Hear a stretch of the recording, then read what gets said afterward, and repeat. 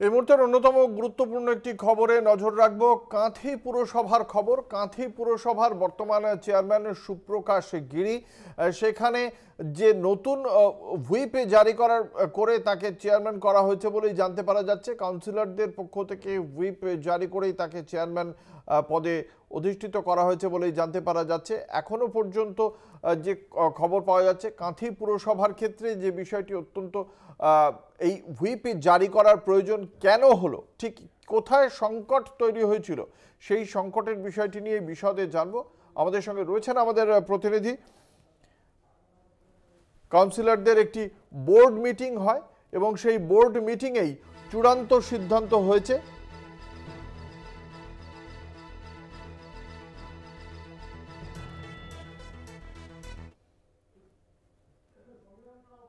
আমাদের সঙ্গে টেলিফোনে রয়েছেন আমাদের প্রতিনিধি সমীরণ সাউ। সমীরণ, ঠিক কি সংকট থেকে হুইপ জারি এবং এই কাউন্সিলরদের বোর্ড মিটিং এর অবতারণা কি জানতে পারছো?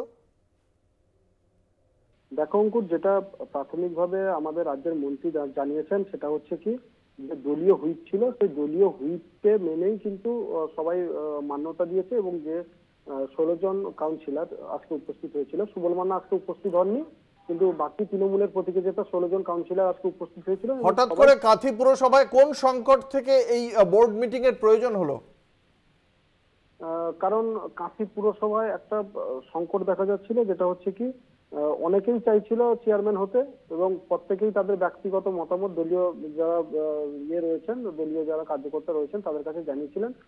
দলীয় সভাপতি থেকে দলীয় মন্ত্রী থেকে সবার কাছে কিন্তু এই বার্তাটা যাওয়ার পরেই তারা জানান যে যেটা শীর্ষ নেতৃত্ব সিদ্ধান্ত নেবেন এবং সেই সিদ্ধান্তকে সকলকে মান্যতা দিতে হবে, এরকম একটা ঘটনা ভেসে আসছিল। তারপরেই আজকে কিন্তু সমস্ত নেতৃত্বদের উপস্থিতিতে রাজ্যের কারাগার মন্ত্রী অখিল গিরি, পূর্ব মেদিনীপুর জেলা পরিষদের সভাধিপতি তথা পটাশপুরের বিধায়ক উত্তম বারিক এবং শিক্ষা সেলের যিনি রয়েছেন প্রাইমারি শিক্ষা সেলের হাবিবুর রহমান থেকে শুরু করে মানে একাধিক তৃণমূল নেতৃত্ব আজকে উপস্থিত থেকে দলীয় যে কাউন্সিলর ছিল তাদের উপস্থিতিতে আজকে কিন্তু সুপ্রকাশ গিরিকে সর্বসম্মতিক্রমে চেয়ারম্যানের শপথ গ্রহণ করান এবং সেখানে একজন নির্দল কাউন্সিলর আজকে উপস্থিত ছিল।